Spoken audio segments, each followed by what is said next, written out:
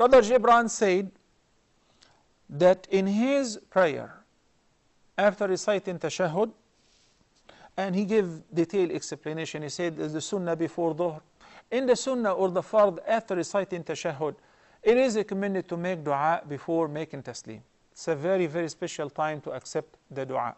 As the Prophet ﷺ used to frequently invoke Allah subhanahu wa ta'ala, and there is a typical invocation that he used to recite on regular basis after reciting the Durood Sharif or at-Tashahhud and before making tasleem.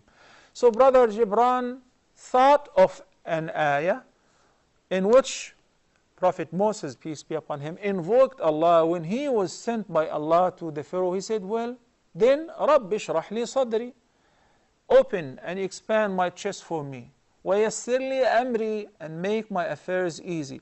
وَاحْلُلْ عُقْدَةً مِّن لِسَانِي يَفْقَهُ قَوْلِي, and untie the knot of my tongue so that they can comprehend my statement, since Moses, peace be upon him, had this problem earlier.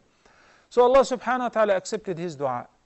So Gibran said, oh Allah, as you accepted the dua of Moses, or as Moses invoked you and you accepted his dua, also expand my heart for me, my chest, and make my affairs easy, and so on.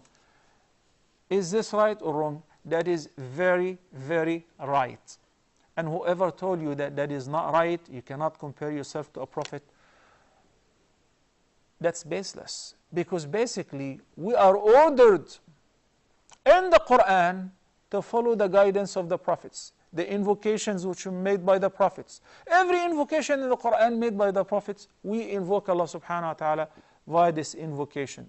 أُولَٰئِكَ الَّذِينَ هَدَى اللَّهُ فَبِهُدَاهُ مُقْتَدِهِ.